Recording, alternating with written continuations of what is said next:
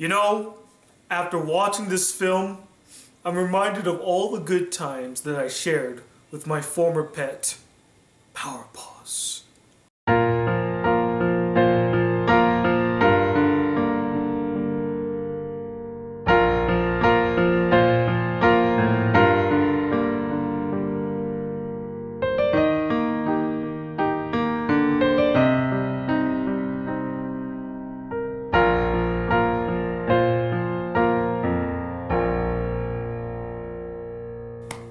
Miss you every day, buddy. Miss you every day.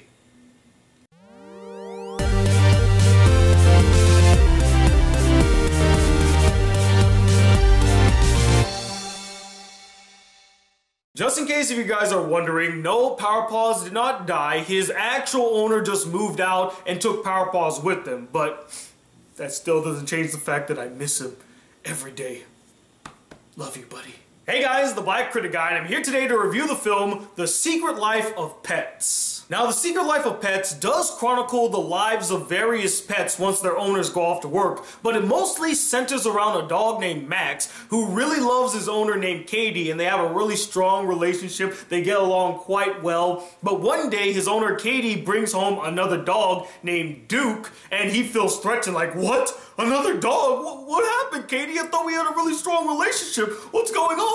And so he tries to frame the new dog for destroying the house, and they don't really get along very well, and they clash, and they end up getting separated from all the other dogs, captured by animal control, and lost in the city, and now they have to find their way back home. Now, honestly, I was looking forward to seeing The Secret Life of Pets. From what the trailers showed, it looked like it was going to be a really funny and entertaining film that everybody can get behind. Although I was a little worried about the story, as it seemed a very Homeward Bound-esque. You guys remember those films about the pets that get left behind and they have to travel a long distance in order to get back to their owners? That's what the story felt like, but thankfully it's not like that. It's not like that. There's some bits and pieces that are similar, but it's its own unique story. And I would consider myself a fan of Illumination Entertainment. Not a huge fan, mind you, like I am with Disney or Pixar, but I do enjoy their work and they do make some solid and very entertaining animated films.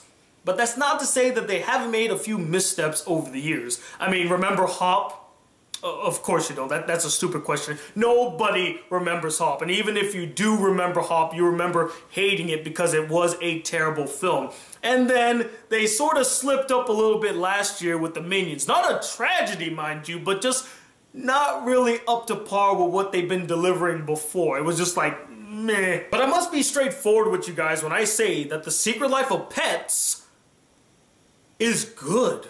In fact, no, it's really good. I could not stop smiling throughout this entire movie. It felt like this was a personal apology from Illumination Entertainment saying, oh, we're sorry about the mediocreness that was the Minions movie. Here, have Secret Life of Pets, a much better film. You're gonna have so much fun with it, guys. It's really good. Check it out. And the film does just that. It's a whole lot of fun, guys. Like I said, I couldn't stop smiling throughout, and that's mostly due to how freaking funny this film is. It is hilarious. I was laughing out loud so many times in this film. And one of the main reasons as to why I was laughing so much is because of all the little references that they would make to some of the pets' behaviors. Like, some pets would be really sad that their owners are leaving, and others would be like, I didn't really care about you anyway. And they even got some of the mannerisms of animals down to a T. Like, you saw this scene in the trailer where you had Snowball, he kind of pooped his pants a little bit, and you see the cat like playing with one of the poop balls. That's exactly what a cat would do, and I love that they got the mannerisms down. Another element that made this film so freaking funny were its many gags, both running and one-shot. In fact, there were so many one-shot gags in this film that just had me roaring in laughter. Like, there's this one dealing with a Spanish soap opera called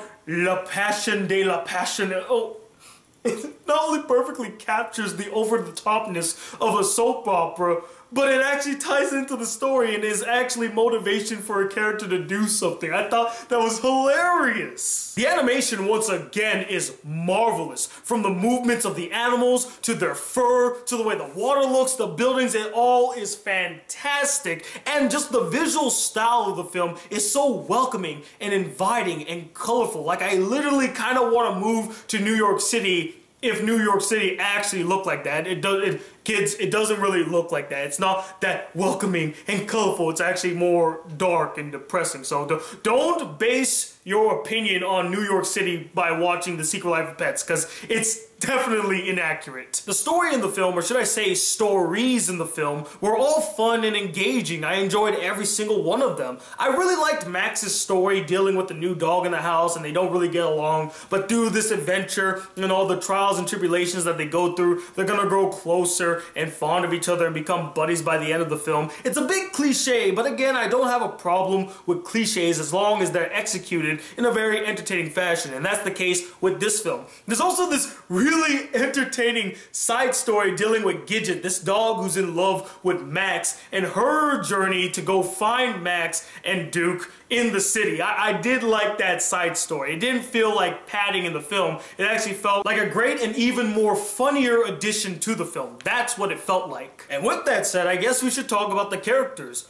Once again, much like the story, I found them all really fun and entertaining. Every single character. Some of the characters that really stood out to me was, first off, Chloe the cat, who's lazy, I really don't care about anything or anybody attitude. Not only perfectly embodies every single cat I've ever met, including Power Paws, but her cat-based behavior always got a laugh from me. Whenever I would see her like do something that a cat would do, I was laughing my butt off. I was like, yup, that's exactly what a cat would do in that situation, and that is freaking hilarious. Good job on the accuracy there, film. And Lake Bell, the voice of Chloe? Solid work on your voice performance. I really enjoyed it, and now I can finally forgive you for your terribly awkward performance from No Strings Attached. All is forgiven now. Another standout is Tiberius the Hawk. This guy always had me laughing. He had this running gag where he would always look at something as a prey and his animal instincts would kick in, but he has to restrain himself like, no, I can't eat that person, it's not good. And he was perfectly voiced by Albert Brooks. In fact, I found it really funny and coincidental that Albert Brooks, the voice of Tiberius the Hawk, and Jenny Slate, the voice of Gidget the Poodle, were both voice actors who were in very successful Disney films this year. Jenny Slate with Zootopia, Albert Brooks with Finding Dory, and here they play two characters that are actually pals, like they hang around each other throughout the entire film. I don't know if that was purposely done, but I did find that to be a really strange coincidence. And the last standout character, who's also my favorite character in the entire film, is Snowballs the Rabbit, voiced by Kevin Hart. Now, I was worried that I was going to hate this character. Like, the character would get so much screen time and he would just come off as annoying, and Kevin Hart's delivery would just come off as really forced and annoying, like he's trying so hard to make us laugh. But I was wrong. Like, the character is just genuinely funny and so over the top and crazy, but it works for this film. It just made the film much better. It made the character much more likable and enjoyable, and he turned out to be my favorite character in the entire film. He got just the right amount of screen time not to come off as annoying. They did a really good job with that character, and Kevin Hart, God, I love it when you play zany, over-the-top characters. You need to do more characters like Snowball, man. Stop with the straight man act that you've been trying to shove down our throats for the last 3 years, Kevin. You work best when you are the zany, eccentric, and over-the-top side character. That is where your best work comes from. It's your strength, man. Harness it. Embrace it. Now, though I'm overly fond of this film, I do have some small issues with it. The biggest fault I found was that the film truly missed the mark when it came to its emotional aspects. It doesn't move the audience as it should. It doesn't hit them right here and registers an emotional reaction from them.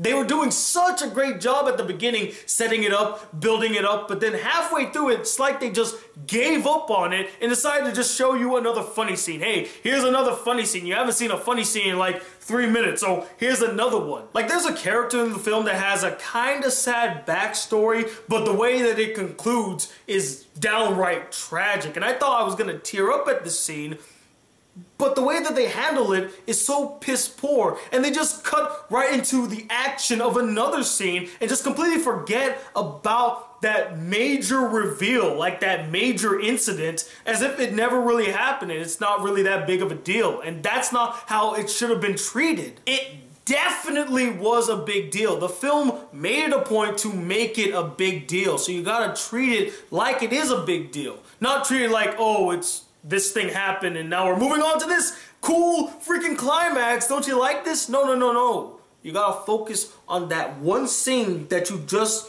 showed us. Show the emotional impact that it's having on the characters so it has an emotional impact on the audience. And speaking of the climax, it was really rushed. Yeah, sure, there's a lot of cool things happening during the climax that I, for one, really enjoyed, but it just felt like the film was trying to wrap things up really quickly, like they were running out of money, like, oh crap, we gotta wrap this film up before we run out of the budget. Oh, they really should have gave the entire third act more room to breathe. It would have made the film much better. But overall, guys, despite a few problems, I really got a kick out of The Secret Life of Pets. It's a fun, entertaining, and outright hilarious film that had me smiling throughout. And in a summer that's been pretty lackluster to say the least, this film stands out as a ray of sunshine that brightens the horizon and gets me really excited to see what's coming next. And I know this might shock a lot of you,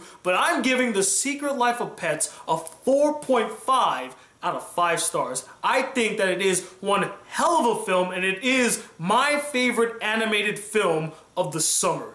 Definitely go check it out. But anyway, what did you guys think of this film? Did you enjoy it as much as I did? Do you think it's one of the best animated films of the summer? Or did you find it really boring and dull and you just don't really like pet films? And let me know, what is your favorite pet film? Comment below, let me know. I hope to review that new Zac Efron movie. I forgot the title already because honestly, he's been in so many movies like it. It just seems so repetitive of him. And hopefully I'll review the BFG and Conjuring 2. I know I've been saying I'm going to review those soon, but I promise you I'm going to try to get to it. My schedule is really busy, really packed. Top 10 month is kicking my ass right now. And I do have another anime review coming up and a new top 10 list next Wednesday. So until then, guys, if you would like to see more videos on this channel and be a part of the Black Critic crew, please hit that subscribe button below. Like this video if you really enjoyed it. And I'm Tony Watt II, the pet owner known as the Black Critic Guy. Till then, peace, YouTube.